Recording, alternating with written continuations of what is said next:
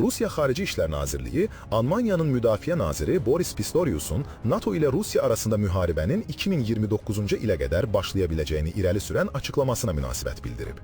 Rusiya Xarici İşlər Nazirliyinin sözçüsü Mariya Zakharova Almaniyalı nazirin açıqlamasında təcavüzkarın məlum olduğunu söyləyib. İndi təcavüzkarın kim olduğuna şübhə yoxdur, Zakharova vurğulayıb.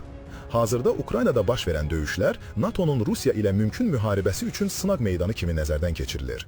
Hesab edilir ki, Ukraynada baş verənlər NATO ilə Rusiya arasında gələcək müharibənin gələcəyidir. Lakin NATO dövlətlərinin siyasətçilərindən fərqli olaraq, ekspertlər Qərbin Rusiya ilə açıq münaqişənin nəticələrinə hazır olmadığını düşünür. NATO liderləri və kəşfiyyat rəsmiləri xüsusilə də Avropanın ilə Rusiya arasında artıq hibrid müharibənin getdiyini bildirir. Buraya Rusiya tərəfindən demokratiyanı sarsıtmağa yönəlmiş təbliğat, kiber hücumlar, təxribatlar və sui-qəsdlər daxildir. Eyni zamanda Polşanın və Estoniyanın hava məkanına müdaxilələr, dənizdə yaranmış gərginlik də daxildir. Bu, açıq müharibəyə gətirib çıxarmaya bilər. Digər tərəfdən bu, qaçınılmaz ola bilər.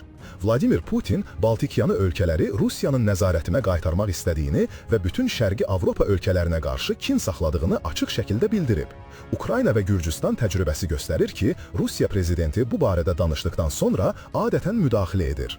Yəni, Rusiya-NATO müharibəsi dolayısı ilə başlanıb və onun açıq mərhələyə keçməsi Ukraynadakı proseslərin gələcəyindən asılıdır. Əgər Rusiya Ukraynada qalib gələrsə, NATO'nun məkanına hücum edəcək. NATO ölkələri texnoloji cəhətdən daha müasir silahlara malik olsalar da, kütləvi itkilər döyüş meydanında vəziyyətin tamamilə dəyişməsinə gətirib çıxara bilər. Çünki NATO ölkələri kütləvi itkilərə hazır deyil. Rusiya isə xüsusilə Avropa dövlətləri ilə müqayisədə geniş müharibə təcrübəsinə malikdir. Bu, özünü son illər Gürcüstanda, Suriyada və Ukraynada göstərib. Lakin bəzi ekspertlər hesab edir ki, müharibə zonalarında pilotsuz uçan aparatlardan istifadənin geniş hal alması Rusiya-NATO müharibəsinin taleyini həll edə biləcək yeni amil ola bilər. Ona görə də pilotsuz uçan aparatlardan NATO'nu kütləvi itkilərdən qoruya biləcək daha etibarlı müdafiə sisteminə çevriləcək.